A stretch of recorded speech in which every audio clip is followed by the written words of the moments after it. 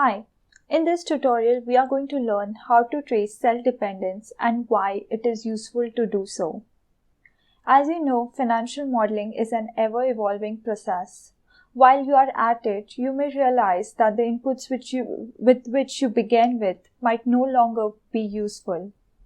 For let's say in this example, the client tells us that instead of 3 sales scenario, he is expecting only 2 scenarios and that the lowest volume scenario in row 27 is no longer required.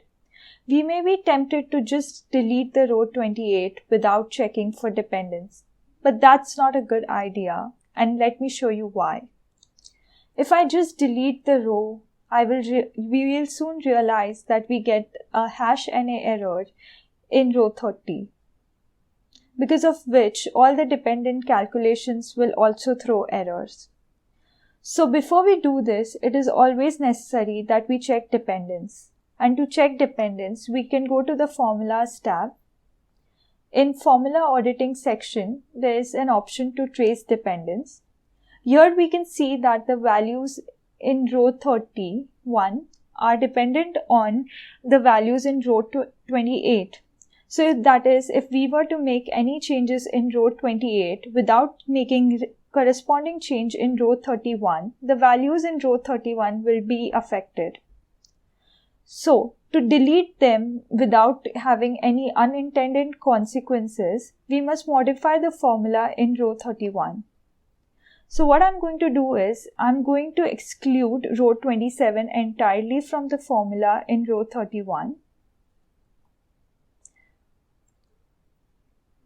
I'm getting a NA error here because the selected scenario is low. Once I make it high, the error will go, and I'll just copy the formula across.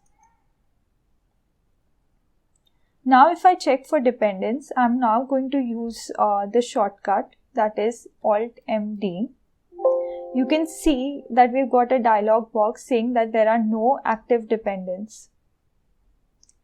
Now we can safely delete the cell or row.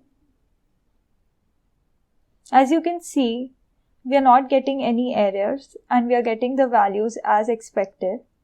So I hope you realize why it is important to trace cell dependence, and I hope you found this tutorial useful. Thanks for watching.